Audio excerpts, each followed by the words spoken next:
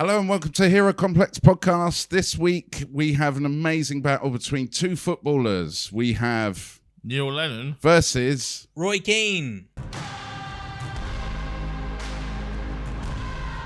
Hello and welcome to the Hero Complex Podcast. My name is Adam Green. With me as ever is my friend and confidant and just general great guy, Patrick Brujnahan. That was sweeter than I expected. Thank you. Good evening, Great Britain. Hi, mate. And we've got an amazing guest with us today, comedian, just great chap, Northern Irish fella, I think. Storyteller, raconteur. Yeah.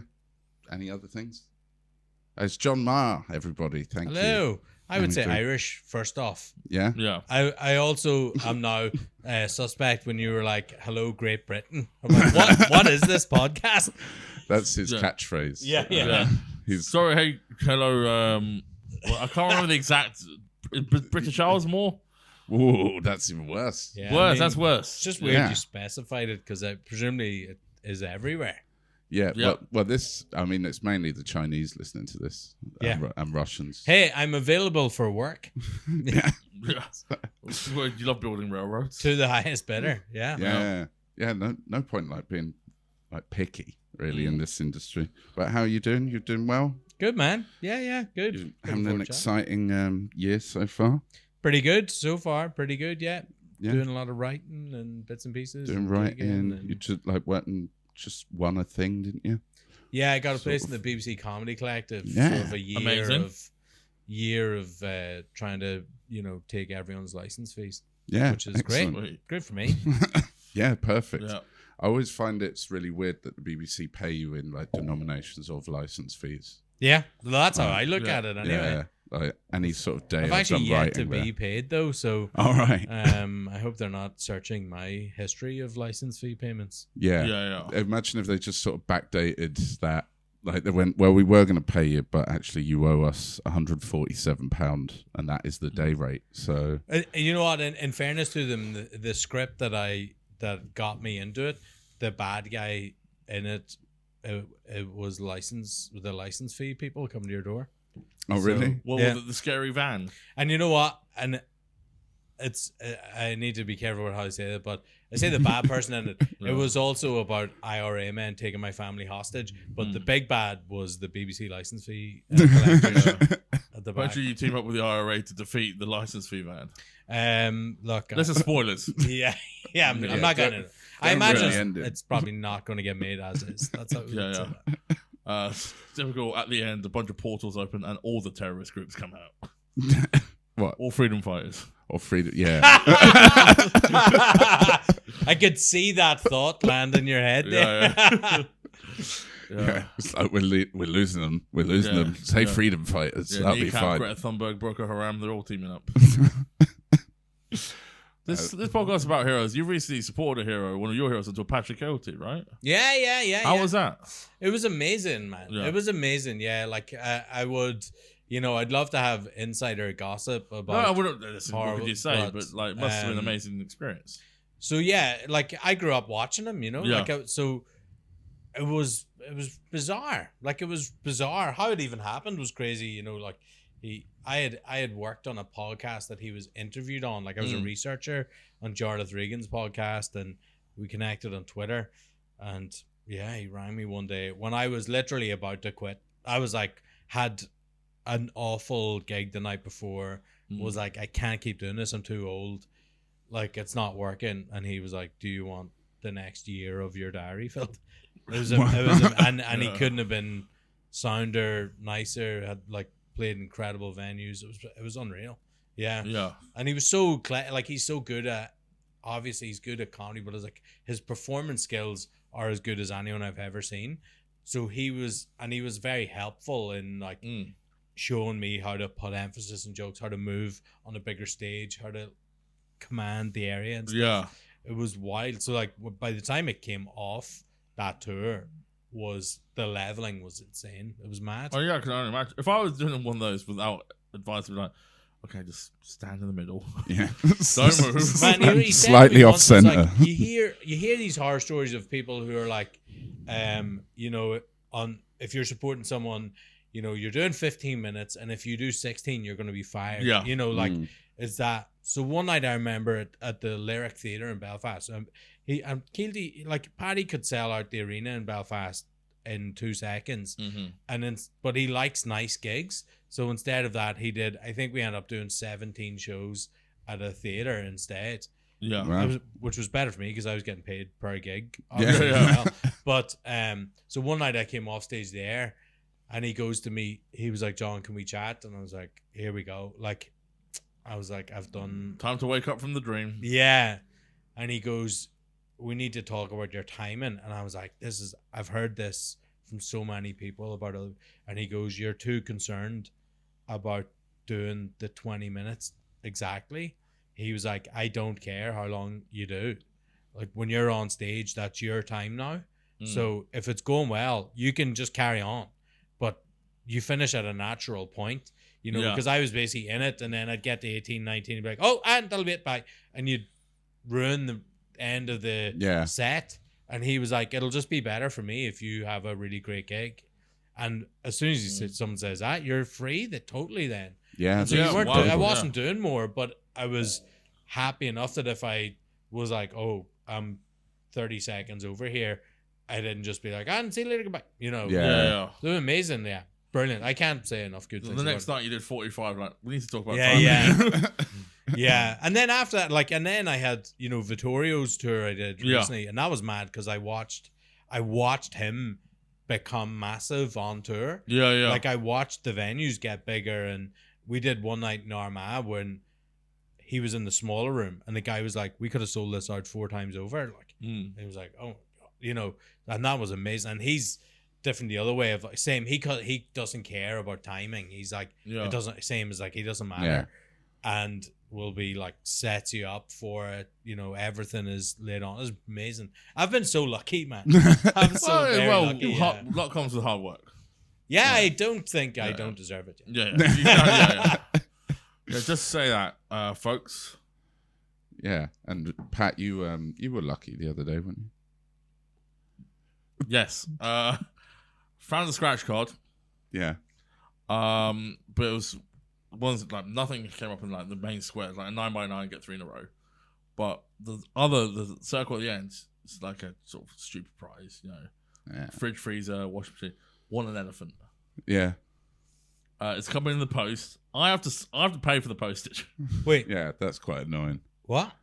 Have you not heard about it? You won an elephant. I posted it on Truth Social. Right. Yeah, because I don't believe in the vicious X. Yeah. Basically, some scratch cards you get prices like a year's worth of honey, which for me is 82 jars. Right. Or a year's worth of condoms, which for me is 4. Yeah. This one elephant What are you doing for? for a water balloon fight. Yeah. And I'm only there for the first 5 minutes. Yeah. 2 teams. 2 teams of 2. Yeah, I'm just playing with myself. But no, elephant in a big. I have to pay the postage. Yeah. How much was that in the end? Well, I haven't even checked. Yeah. But you just Because gave the I bank know details. it's not even size anymore, it's weight as well. Yeah. What do you think is the skinniest elephant? It's gonna be a lot. Yeah, it's bad when you're asking for a skinny elephant. Yeah, I'm thinking like, do I get Klarna to pay for this elephant I don't want? Yeah. No? As long as you don't have every delivery, I think. Yeah. gonna be thing, fine. no, I'm not paying twice. Yeah. Yeah, there's a really loud every van speeding past my house. Like, do you think that's mine? Yeah. Because I mean, everyone's had bad experiences. Not to turn this into a delivery complaint box, but I had to get a new phone, and it's always every. And they got my address wrong as 223, the house next to me. I'm not going to say my real number, but you can guess either way. Yeah. You're either firebombing the neighbor next to me, or you're firebombing me. And so it kept delivering to the wrong house, and I was there in front of the door every day, just waiting for the package because I missed it. Figured out it was the wrong address. Waited outside my neighbor's house, and the guy comes and is like, "Oh yeah, this is for me." And he goes, "Why aren't you in your house?" I'm like, "I just want to meet you here." I was like, "Okay, but I need a photo of you in the house." Really? Yeah, they need a photo of you in the house when they're dropping off the package. I would just want ID. Well, I showed him the ID. I showed him the email with the numbers. Like, so okay, so let's just go in the house. Like, I can't go in my house. and it's raining, so I should be in my house. What do you have to say? Like, my wife is having an affair at the minute. Now. Yeah. This is my phone for affairs. Yeah. I can't just have her. She's having an affair in there. This is my phone for my affairs. Just let me have the phone. Eventually, I admit that it's not my house. And he goes, well, that's worse. I was like, but they're not going to pick up the package because they're not expecting the package. And it's like, and then it won't be them because I'm me. Because you're you. Yes, I'm me. So eventually, we had to we pushed the package underneath their gate, took the photo of it there. Then I had to reach through the gate and get the package back. By then, he sped off to a delivery. He's obviously late for now because we argued for about 25 minutes. Don't worry, they're late for everything. And technically, you committed theft of your neighbour's property. Yeah, because you put it into their property. Ergo, it becomes their property then. Yeah. And I'm wondering how the fuck I'm going to do this with an elephant. Have it delivered to the post office. That's what I do. Yeah. Oh, but they work so hard now they have to feed an elephant. Can I get? I'm here for an elephant and a pack of peanuts. We're out of the peanuts. Don't ask. Yeah. Actually, do ask. You owe us peanuts. Yeah. Actually, do ask. I've never spoken to anyone all day. Talking to an elephant. So, all right, that was fun. Thanks for asking that. Yeah, that's out of the blue without asking me. Unless you were mentioning something else, and I just fucking said that for no reason. Well, we'll talk about that now. We'll talk. Anyway, sorry, I didn't mean to put you on the spot, mate. No, anyway, it's all right. But now I'm just saying at the end of the podcast. Oh yeah, I did win the lottery. No. Yeah, you know that thing that we were going to talk about. I lived with a girl who won the lottery once. Did you? Her family did, yeah. Yeah. And they didn't tell her. So she was studying at the time, and they were like, we didn't.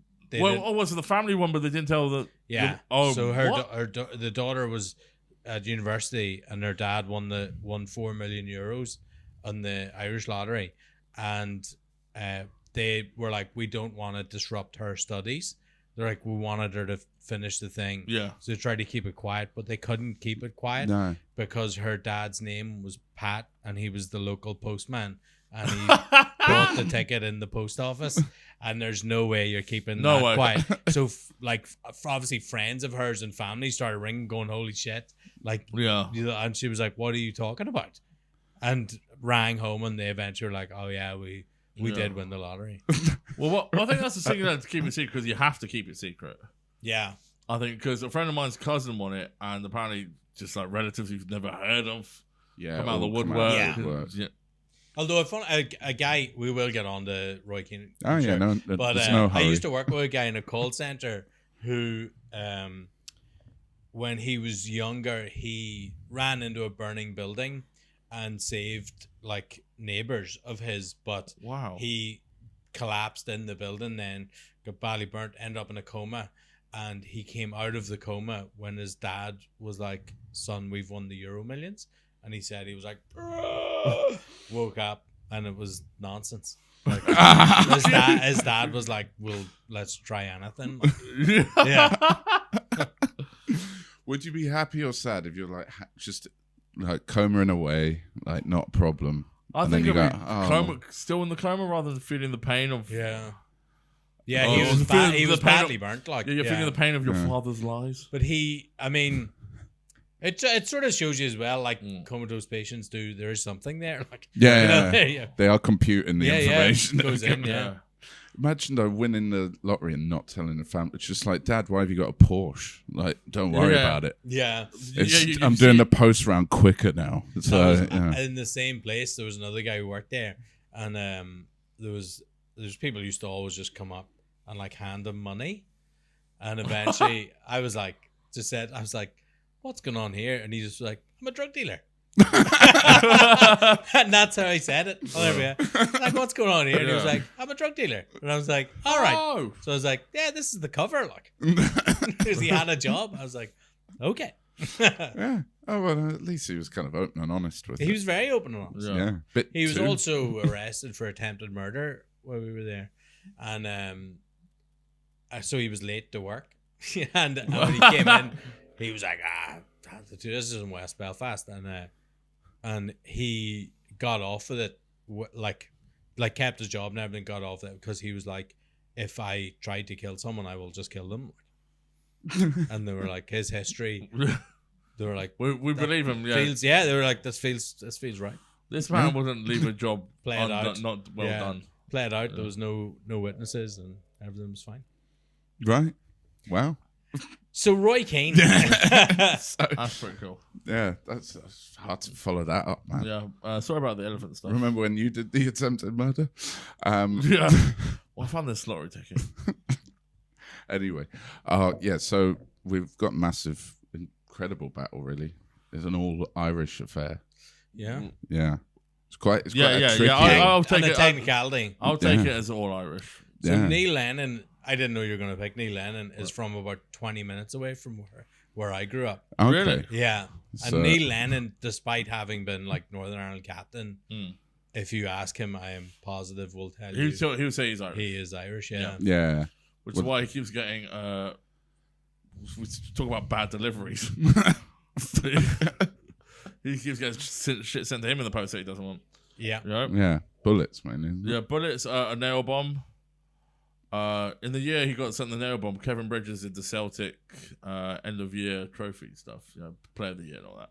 And he told the joke, Neil, you should forward all your posts onto Fraser Forster, the current goalkeeper, because he never comes and fucking collects anything.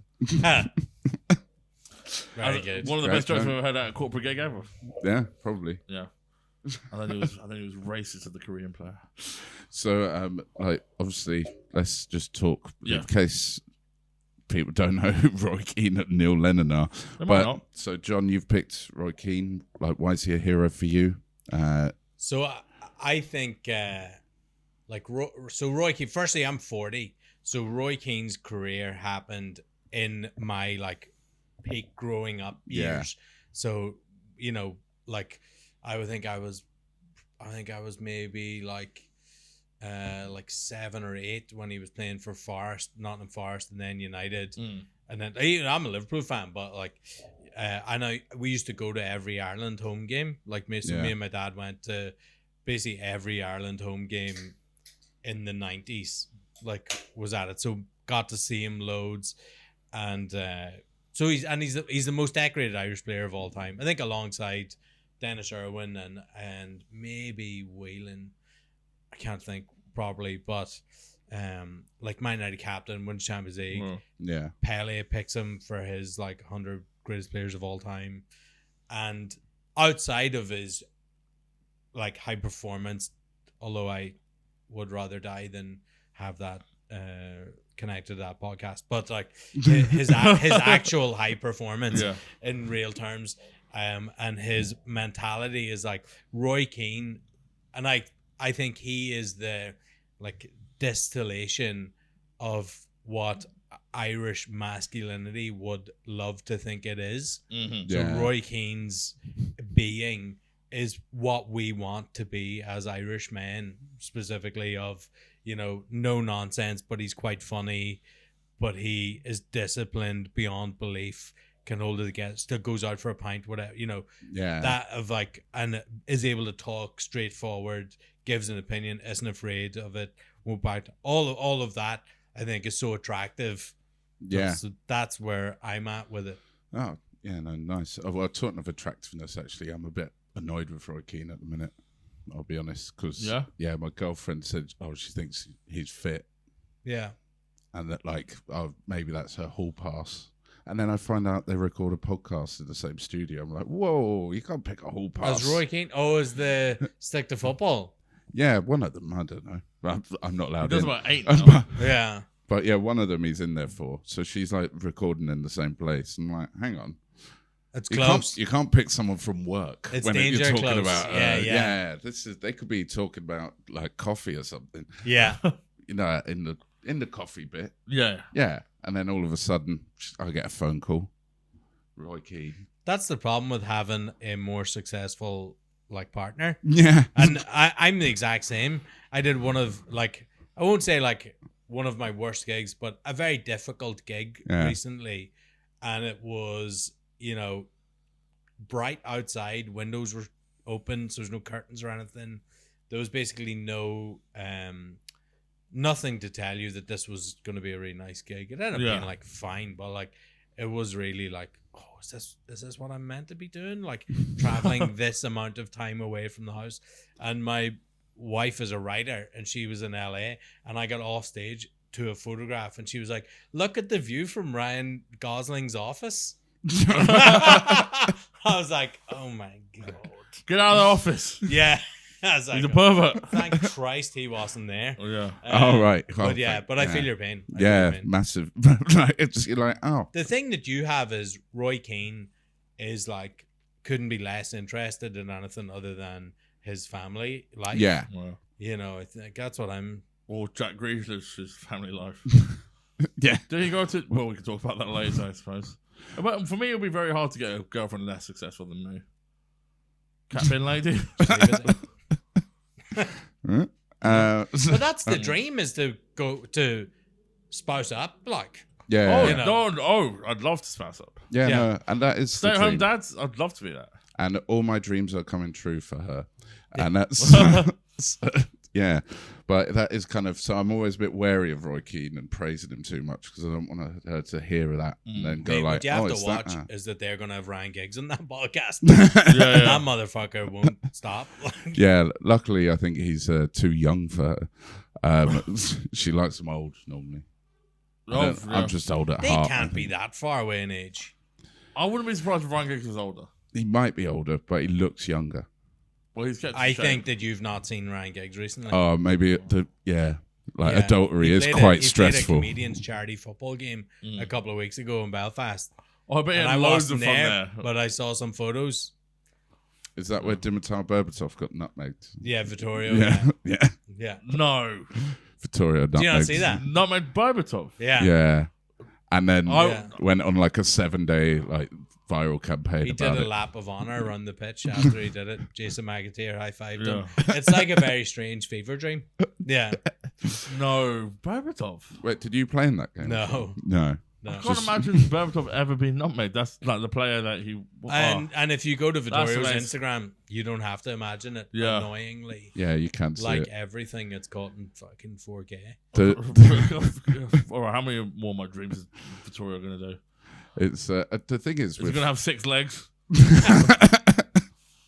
thing with Berbatov getting nutmegged is the fact that it's like he actually tried to tackle someone. That doesn't seem like Berbatov. Yeah, it really doesn't. I mean, you know, He didn't try that hard. yeah, I've seen the I think- footage. Yeah. I think Anyway, not to take anything my away hero from is Neil Lennon. your hero. yeah, yeah. Go on. Similar to you, John, I grew up as Neil Lennon as the captain of Celtic. Yeah.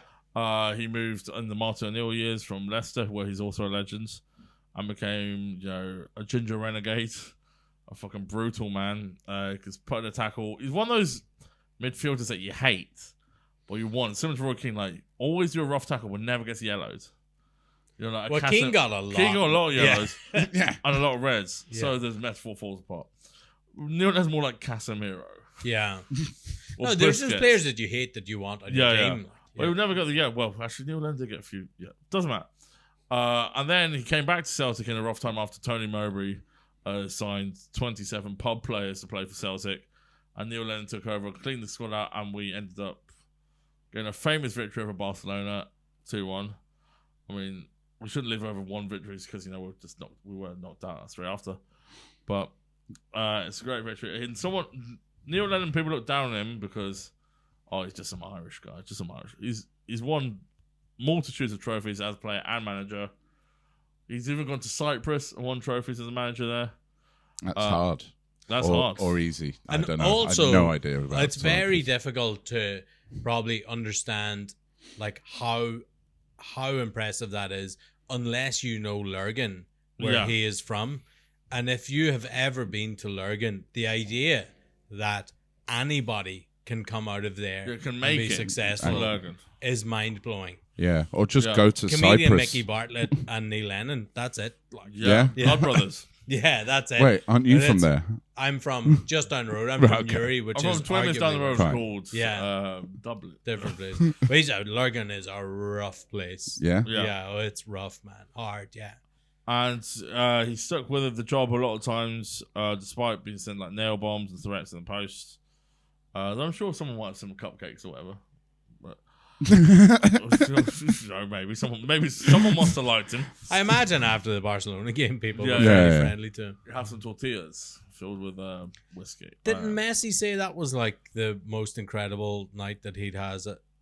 Apparently the atmosphere there was the most incredible. That Messi and I think Xavi said it as well. Yeah. Barcelona and Celtic, the clubs that get along because of like the rebel sort of atmosphere founding of both clubs.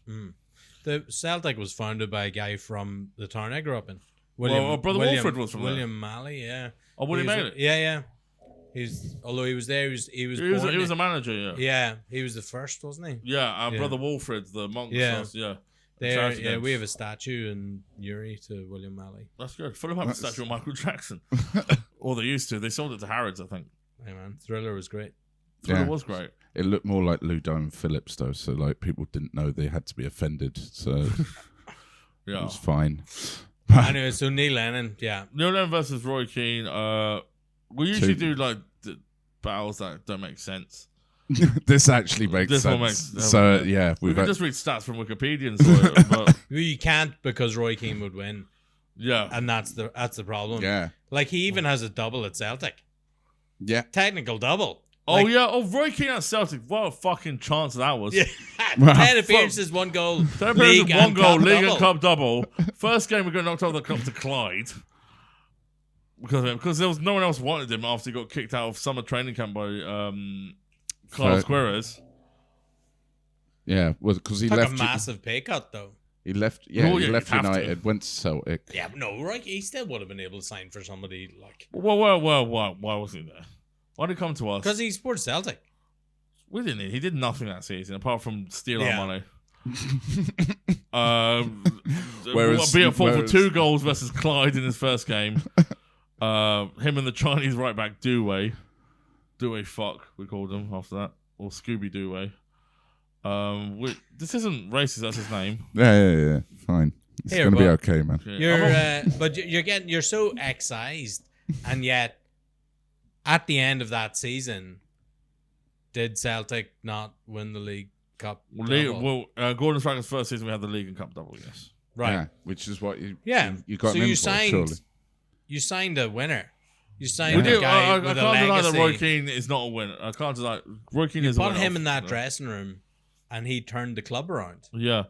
He's part of the club turnarounds. Yeah.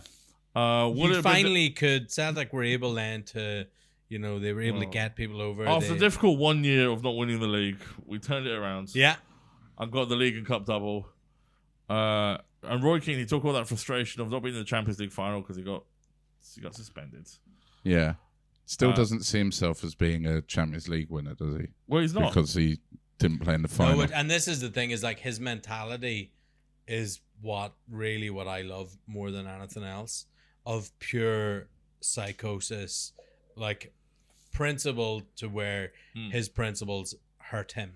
Yeah. Those people are like, well, he's like your man in Bruges, Ralph finds in Bruges of like, you got to live by your principles and kills. That's Roy Keane.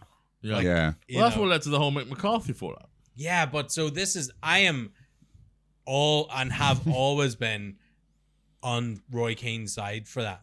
Yeah. Now that I looked into it, so I can't. Remind us what happened just for the listeners at home. Ireland go to Saipan, and as crazy as this is going to sound now with the state of Irish football currently, Ireland were going in. You absolutely wouldn't say as favourites, but as one of the teams who you were like, they'll probably do okay here. Yeah, they had some good results going into it. Yeah, Robbie Keane, Roy Keane, Damon Duff, they were all in there. Yeah, and it was and more importantly, other teams weren't good. Yes. Yeah. Which was like the top level teams were all a bit sort of. Was that the first 32 team World Cup? Yeah, maybe. France 98 was the first 32 was it? team one. Yeah, and then 2002, which was the one that Ireland qualified for. So this is, and let me be very clear here, in no way do I compare myself to Roy Keane. Having said that. Compare yourself to Roy Keane? No, so I did martial arts for years, right? And I was on the Irish karate team. Uh-huh.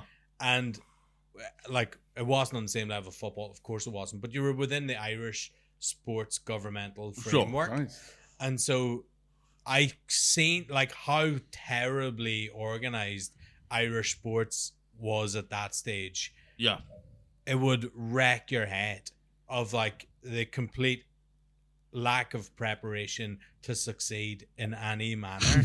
Right. So like you were never going, like I was never going to world championships thinking I'll probably win the world championships, but I was definitely going I want to give myself the best shot of beating somebody. Like I'll beat a couple of people, whatever. And so when things weren't put on or when it wasn't done correctly, it was very frustrating.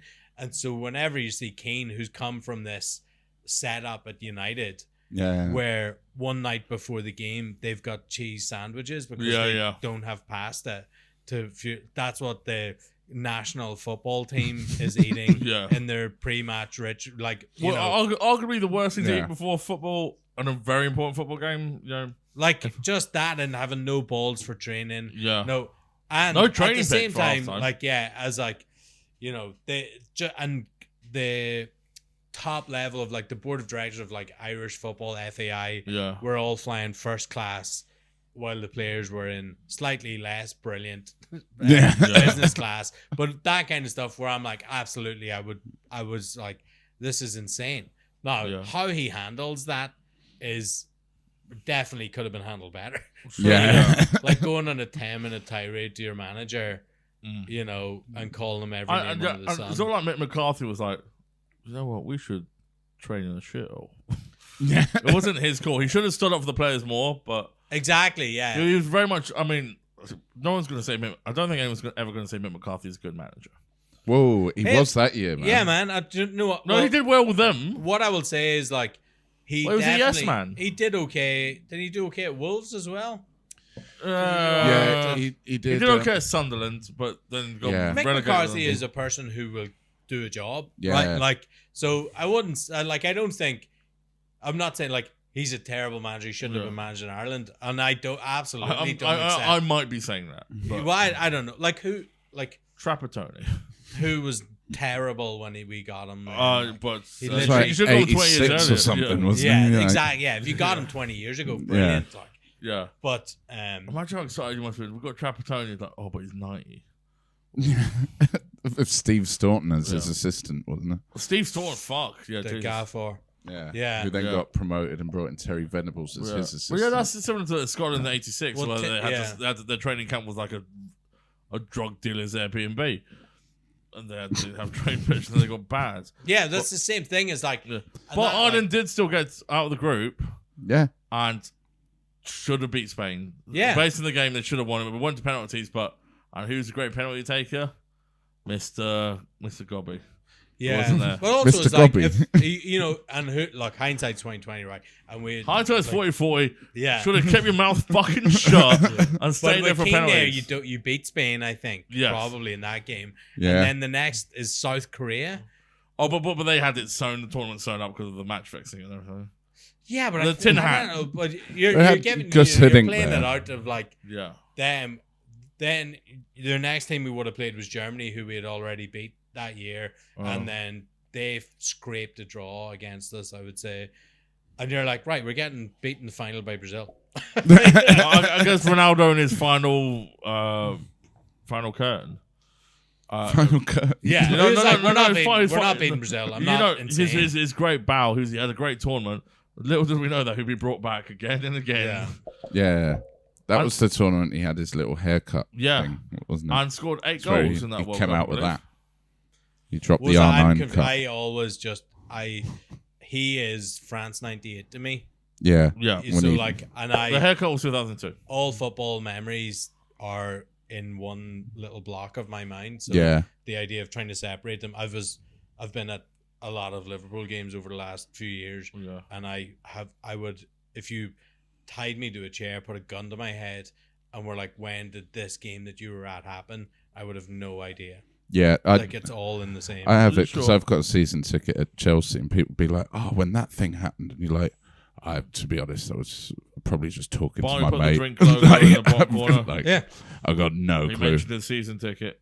Yeah, put that in the drink, that thing. Yeah, well, I want to mention I got seasons. Actually, I need to renew that. Anyway, that's not important. Right, so we would normally ask. There's a couple of questions we always ask on this podcast. Yeah. One of them is, who would you rather go for a drink with? Neil Lennon. Out of Neil Lennon and Roy Keane. Here's the thing: I would far rather go for a coffee with Roy Keane than a pint with Neil Lennon. Really? That's insane.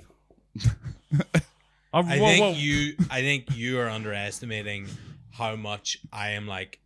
Let me into your mind. Here's the thing with these things: when you're saying to somebody is like, you know, who would you have at your dream dinner party? I'm always like, yeah. The caveat has to be that they have to be truthful. They have to. Sure, yeah. So that Roy Keane's lying to you. Roy, but have you seen him interviewed on the Tommy Tiernan show?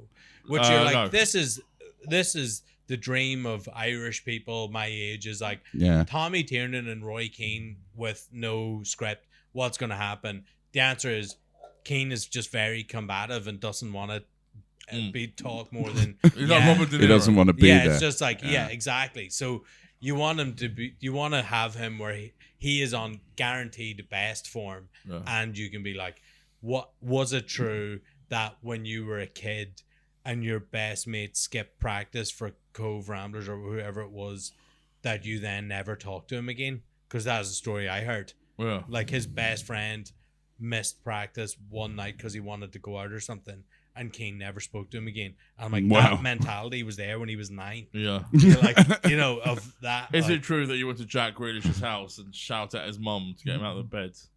Is that so? I've never heard that. What is this story? This is when Martin O'Neill was managing Aston Villa. Yeah. And Roy Keane was his assistant manager. Yeah. Oh, yeah. Wait. No. At Ireland. Yeah. Jack Grealish was at Villa at the time. And he was still living with his mum. And he said he was ill and couldn't make it to training for a friendly. Roy Keane drove to his house and was shouting outside, "Get out!" And his mum's like, "Who are you looking for?" "Looking for Jack. He's not here." And Jack was like in the top window, like, yeah. Just say you want to play for England. Yeah. Why are you getting capped for Ireland when you're fucking what you want to be English? I have no problem. I have no respect for anyone who dodges the people who want to play for certain team. Well, if you leave Ireland for England, I have no respect for you.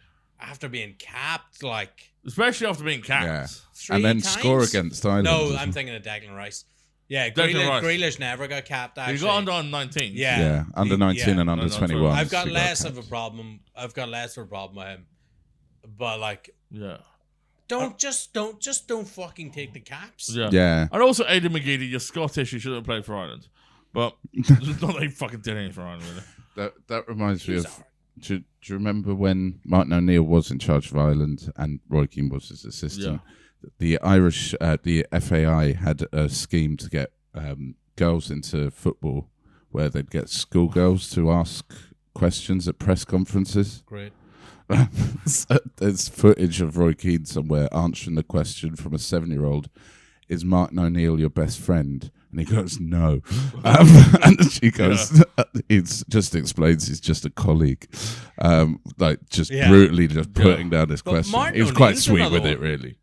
Martin O'Neill is a thug. Martin O'Neill is a fascinating character as well.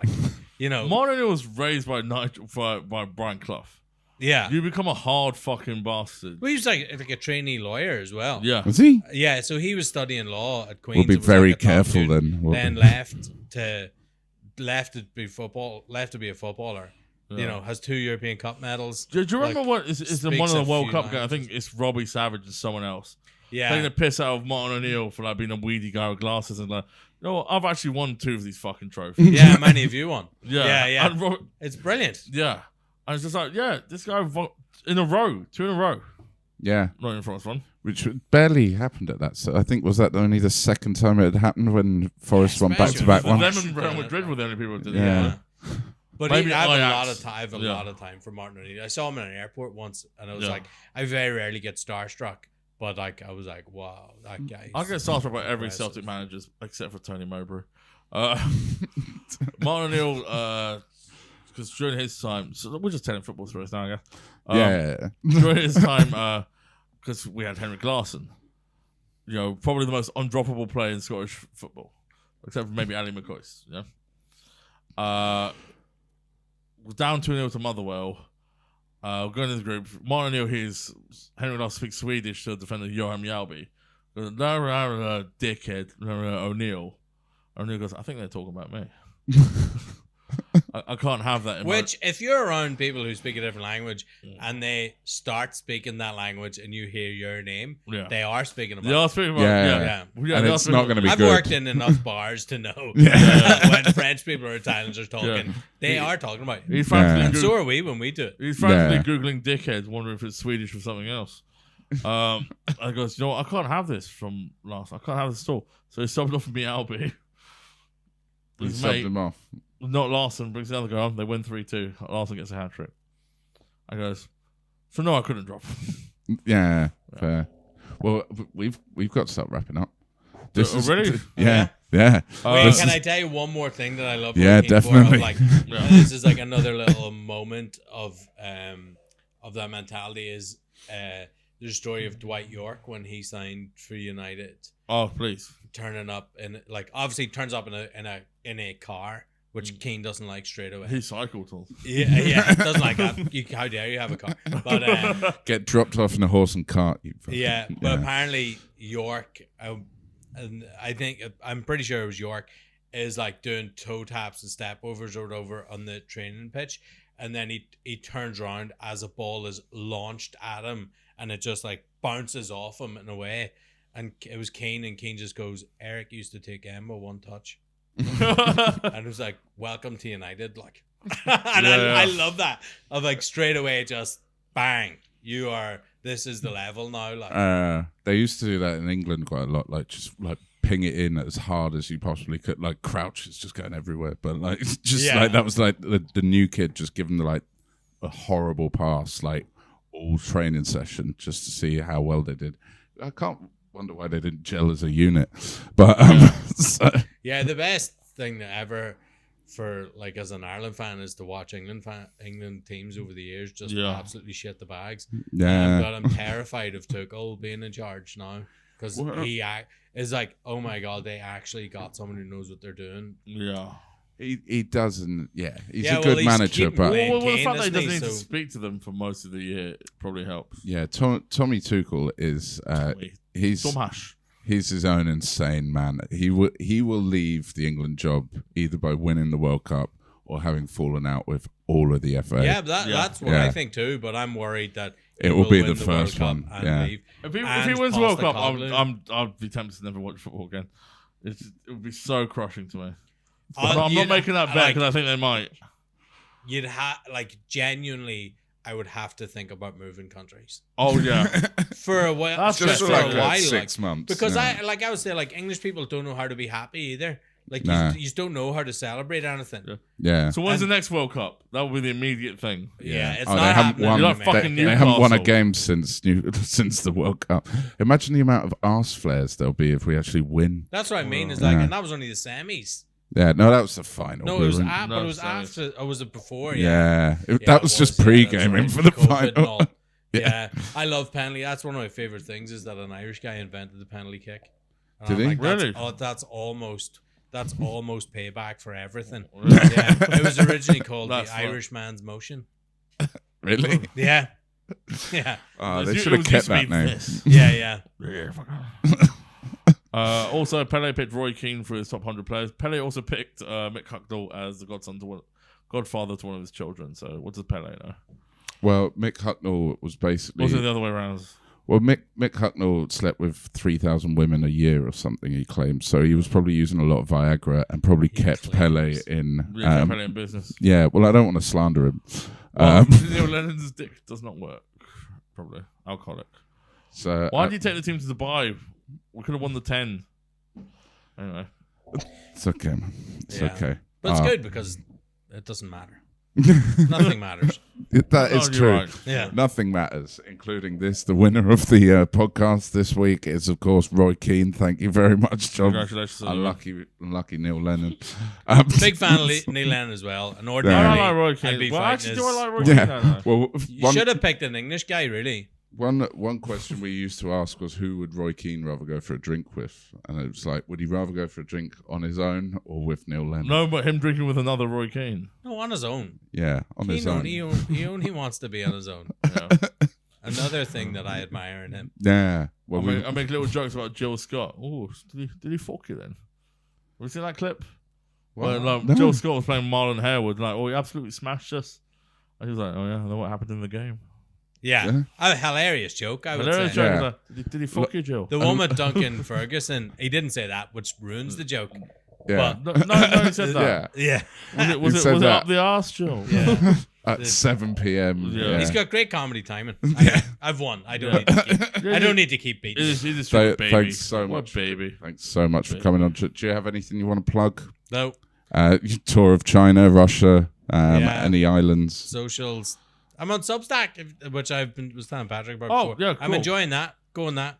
Yeah. I basically tell, like, I've been writing bits and pieces of, like, this is exactly how I have been able to get stuff made. This is exactly what I've done to get this. Whatever. Amazing. Yeah. We'll put that link in the description. That link will definitely be in the description. Barney, put it in the description. Barney's our producer. Thanks, Barney. It's not the name of the camera. But anyway, in the meantime, thank you so much for coming on. Patrick, thanks as always. Yeah. I've been Adam Green. Thank you so much for watching or listening. Cheers. We'll see you next time. Bye.